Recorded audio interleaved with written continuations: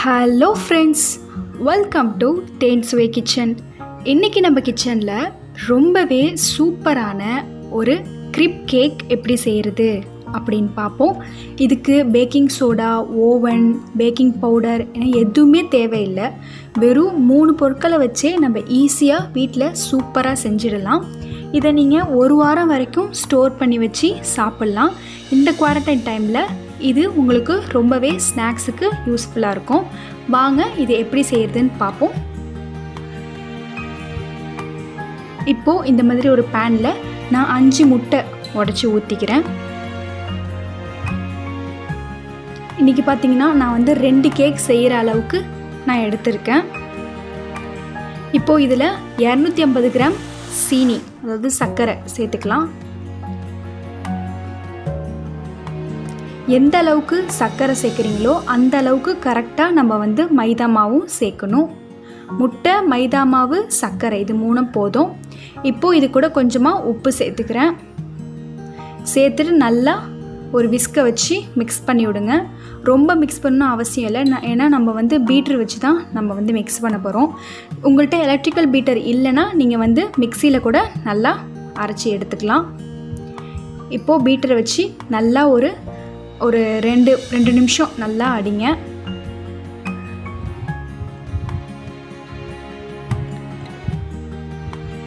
வீட்டில் குழந்தைங்களுக்கு இந்த மாதிரி நீங்கள் செஞ்சு கொடுக்கலாம், ரொம்பவே ஹெல்த்தியாகவும் இருக்கும். இப்போது இந்த அளவுக்கு நல்லா ஒயிட் கலரில் க்ரீமியாக வந்தோன்னே நம்ம மைதா சேர்க்க ஆரம்பிச்சிடலாம். 250 கிராம் மைதா சேர்த்துக்கலாம்.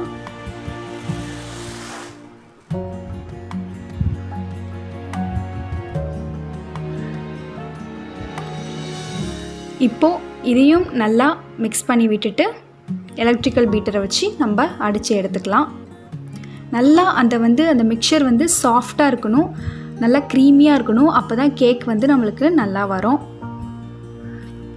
ஸோ இப்போ அடித்து எடுத்துக்கலாம்.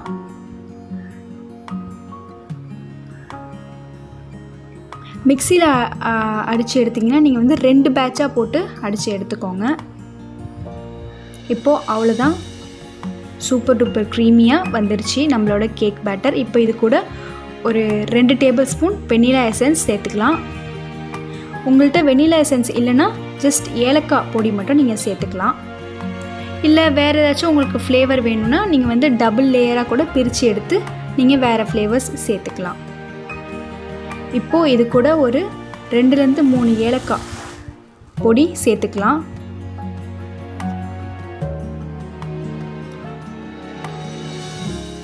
சேர்த்து அதையும் நல்லா மிக்ஸ் பண்ணி விட்டுருங்க. வெறும் பேன்லேயே வச்சு சூப்பராக இந்த கேக்கை நம்ம செஞ்சிடலாம். இது ரெயின்போ கேக்கும் சொல்லலாம். இப்போது இதை 4 பாகமாக பிரித்து வச்சுக்கோங்க, ஏன்னா நம்ம கலர்ஸ் ஆட் பண்ண போகிறோம். நீங்கள் கலர் சேர்க்காமலும் செய்யலாம், ஆனால் நான் இப்போ ஃபுட் கலர் சேர்த்துக்கிறேன். இந்த கேக்கை பார்த்தீங்கன்னா பெட்டி கேக்குன்னு கூட சொல்லுவாங்க. அந்த காலத்தில் சின்ன சின்ன கடைகளில் டின்னில் போட்டு இந்த மாதிரி கேக் இருக்கும். இந்த குவாரண்டைன் டைமில் ஒரு ஈஸியான ஸ்நாக்ஸ் குழந்தைங்களுக்கு செஞ்சு கொடுக்கறதுக்கு இந்த கேக் ரொம்பவே சூப்பராக இருக்கும்.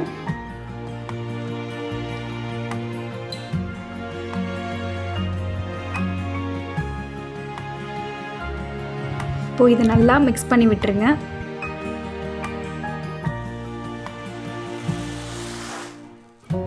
இப்போது இந்த மாதிரி ஒரு பேன் வச்சுக்கோங்க. இப்போ செய்ய ஆரம்பிச்சிடலாம். அதில் நெய் ஊற்றிக்கோங்க. நம்ம முடிஞ்சளவு இதை நெய்யிலேயே தான் செய்யணும், அப்போ தான் வீணாக போகாமல் இருக்கும். இப்போது இந்த மாதிரி ஒரு ஸ்பூனை வச்சு நம்ம ஊற்றிக்கலாம். சின்னதாகவே ஊற்றுங்க. சின்னதாக ஊற்றுறதால ஒன்றும் ப்ராப்ளம் இல்லை. சின்னதாக ஊற்ற கொஞ்சம் கொஞ்சமாக அதை பெருசாகிக்கலாம். பாருங்கள், திருப்பி போடும் போதே எவ்வளோ ஒரு ஃப்ளஃபியாக ஒரு சாஃப்ட்னஸ் தெரியுது நம்மளுக்கு. இப்போது அதுக்கு மேலே திரும்பியும் அடுத்த கலரை ஊற்றிக்கோங்க.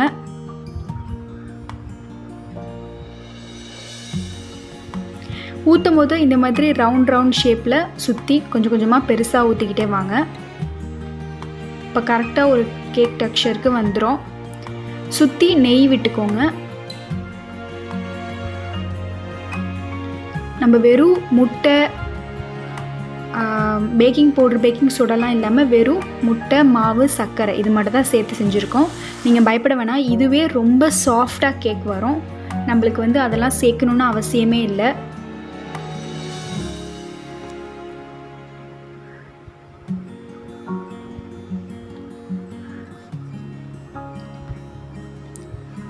இந்த மாதிரி திருப்பி போட்டுக்கிட்டே வாங்க.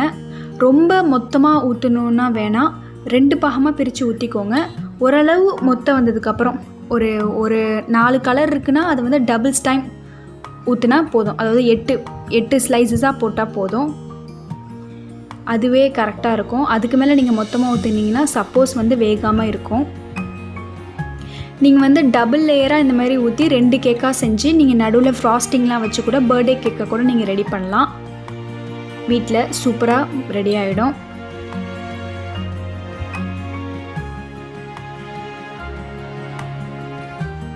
இப்போ இந்த மாதிரி ஊற்றிக்கிட்டே வாங்க.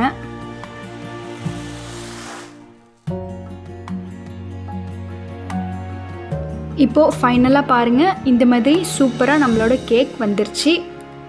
இப்போது இந்த சைடுகள்லாம் நல்லா வந்து வேக வச்சு எடுத்துக்கோங்க இந்த மாதிரி. ஏன்னா சைடில் சப்போஸ் வேகாமல் இருக்கும். ஒரு நிமிஷம் இந்த மாதிரி வேக வச்சு எடுத்துக்கோங்க. அவ்வளோதான், நம்மளோட சூப்பரான கேக், க்ரீப் கேக், சூப்பராக பேன் கேக் ரெடி ஆகிடுச்சு.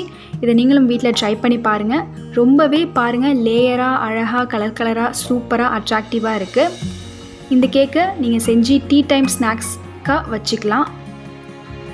பாருங்கள் எவ்வளோ சாஃப்டாக இருக்குது. வெறும் 3 பொருட்களை பயன்படுத்தி செஞ்சது எவ்வளோ சாஃப்டாக இருக்குது பாருங்கள். இந்த கேக்கை நீங்களும் வீட்டில் ட்ரை பண்ணி பாருங்கள். ட்ரை பண்ணிவிட்டு மறக்காமல் ஷேர் பண்ணுங்கள், லைக் பண்ணுங்கள், கமெண்ட் பண்ணுங்கள். நான் சொன்ன ரெசிபி உங்களுக்கு பிடிச்சிருந்துச்சின்னா மறக்காமல் எங்கள் சேனலுக்கு சப்ஸ்கிரைப் பண்ணுங்கள். கூடவே அந்த பெல் ஐக்கானையும் கிளிக் பண்ணிக்கோங்க. ஸோ தட் நான் போடுற புது வீடியோஸ் எல்லாம் உங்கள் நோட்டிஃபிகேஷனுக்கு வரும். Thank you so much.